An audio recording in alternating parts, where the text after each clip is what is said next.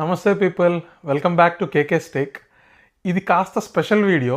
ఎందుకంటే నేను నిన్న ఒక్క రోజులో 4 బ్యాక్ టు బ్యాక్ మూవీస్ థియేటర్స్లో కవర్ చేశాను.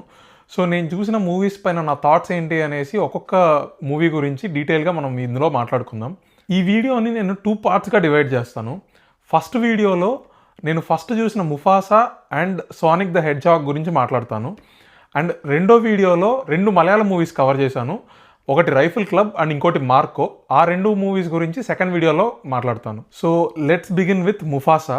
స్ట్రేగా ఉన్న యంగ్ ముఫాసా తాకాతో ఎలా కలిశాడు, బ్రదర్స్గా ఉన్న వాళ్ళిద్దరూ వాళ్ళ జర్నీలో ఓవర్ ద టైం స్వాన్ ఎనిమీస్గా ఎలా మారారు, వాళ్ళు తీసుకున్న యాక్షన్స్ బట్టి ఒకరు నోబుల్ కింగ్ అయిన ముఫాసా అయితే ఇంకొకరు ఈవిల్ స్కార్ అవుతారనమాట.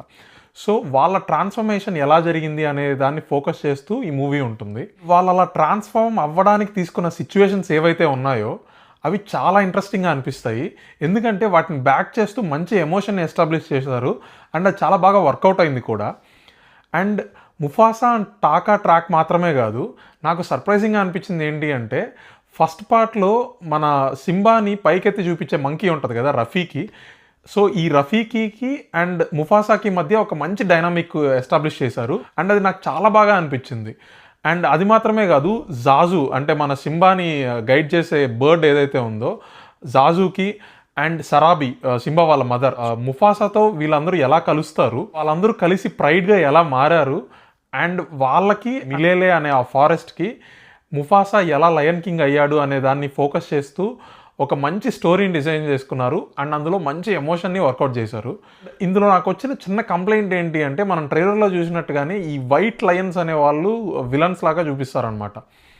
సో ఆ ట్రాక్ అనేది వాళ్ళు విలన్స్ చాలా స్ట్రాంగ్గానే ఉన్నారు, బట్ స్టిల్ ఆ ట్రాక్ మొత్తాన్ని ఇంకాస్త బెటర్గా డీల్ చేసి ఉండొచ్చు అనిపించింది. నాకు ఇంట్రెస్టింగ్గా అనిపించిన ఇంకో విషయం ఏంటి అంటే ఈ హోల్ బ్రదర్స్ ఎనిమీస్గా మారే ట్రాక్ ఏదైతే ఉందో ఆ రీజన్స్ ఏవైతే ఉన్నాయో అండ్ వాళ్ళు ఫేస్ చేసే సిచ్యువేషన్స్ ఏవైతే ఉన్నాయో ఇదంతా కూడా నాకు మన బాహుబలిలో అమరేంద్ర బాహుబలి స్టోరీ ఉంటుంది కదా, బల్లాల దేవ అండ్ అమరేంద్ర బాహుబలి. ఒకరేమో నోబుల్ కింగ్ అవుతారు, ఇంకొకరు వచ్చి ఈవిల్ బల్లాల దేవ అవుతారు కదా. సో అది నాకు చాలా సిమిలర్గా అనిపించింది. అండ్ వాళ్ళిద్దరి మధ్య ఎనిమిటీ ఇంకో లెవెల్కి వెళ్ళడానికి రీజన్ దేవసేన క్యారెక్టర్. సో అదేవిధంగా ఇక్కడ కూడా అలాంటి సిచ్యువేషన్సే మనం చూస్తామన్నమాట. యాక్చువల్లీ ఈ మూవీకి నేను చాలా లో ఎక్స్పెక్టేషన్స్తో వెళ్ళాను. ఎందుకంటే ఇది ఫస్ట్ డే కాదు, అప్పటికే టాక్ బయట వచ్చేసింది. అండ్ బయట వస్తున్న టాక్ కూడా అంత యునానిమస్గా అయితే లేదు, పర్లేదు అన్నట్టే మాట్లాడుకుంటూ ఉన్నారు. సో నేను చాలా లో ఎక్స్పెక్టేషన్స్తో వెళ్ళాను. బట్ టు మై సర్ప్రైజ్ నేను చాలా బాగా ఎంటర్టైన్ అయ్యాను అండ్ ఈ మూవీ నాకు చాలా బాగా వర్క్ అయింది. మంచి ఫీల్ కూడా వచ్చింది టువర్డ్స్ ది ఎండ్. నేను సెకండ్ చూసిన మూవీ ఏంటి అంటే Sonic the hedgehog 3. Few years back, almost 2020లో అనుకుంటాను, Sonic 1 first look trailer release అయినప్పుడు ఇంటర్నెట్లో చాలా బ్యాక్లాష్ వచ్చింది. సానిక్ డిజైన్ బాగాలేదు అనేసి వీడియో గేమ్ ఫ్యాన్స్ చాలా గోల్ చేశారనమాట. So already video game base చేసుకొచ్చిన మూవీస్కి చాలా నెగిటివ్ రిజల్ట్ వస్తూ ఉండేది. వార్క్రాఫ్ట్ కానీ, హిట్ మ్యాన్ కానీ, అసాసిన్స్ క్రీడ్ కానీ. సో వీడియో గేమ్ బేస్ చేసుకొని ఏదైనా మూవీ వస్తుంది అంటే ష్యూర్ షార్ట్గా ఫ్లాప్ అవుతుంది అనే లెవెల్ ఎక్స్పెక్టేషన్స్కి ఫ్యాన్స్ అందరూ వచ్చేసారనమాట.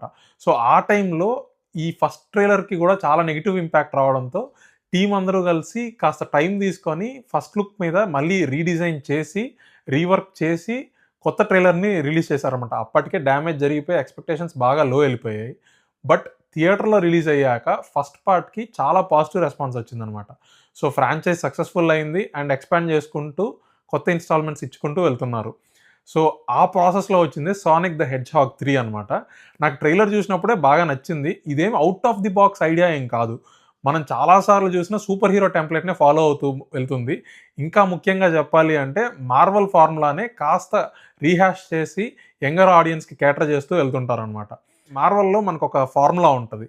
అదేంటి అంటే ప్రతి సినిమా ఎండ్కి కొత్త క్యారెక్టర్స్ని తీసుకొని యూనివర్స్ని ఎక్స్పాండ్ చేసుకుంటూ వెళ్ళాలి అండ్ కొత్త క్యారెక్టర్స్ని విలన్స్లా ఇంట్రడ్యూస్ చేయాలి, సినిమా ఎండింగ్కి వాళ్ళని చంపేయాలి అండ్ నెక్స్ట్ పార్ట్ వచ్చిన తర్వాత చనిపోయిన క్యారెక్టర్స్ కన్ఫామ్గా తిరిగి రావాలి అండ్ వాళ్ళని ఈసారి గుడ్ టీంలో జాయిన్ చేయాలి, కొత్త విలన్ని ఇంకొకరిని ఇంట్రడ్యూస్ చేయాలి.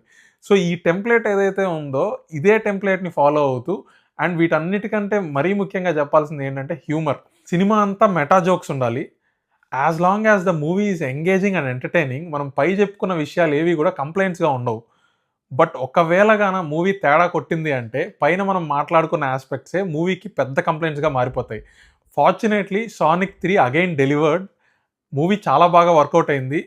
ఫస్ట్ 2 పార్ట్స్ లాగానే ఎంగేజింగ్గా అండ్ ఎంటర్టైనింగ్గా ఉంది. ఫన్ పార్ట్స్ కూడా బాగానే వర్కౌట్ అయ్యాయి. ఈ మూవీని నేను థియేటర్లో చూడడానికి main reason Jim Carrey.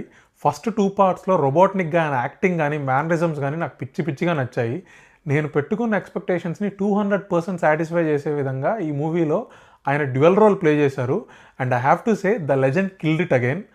So that's about Sonic the hedgehog 3.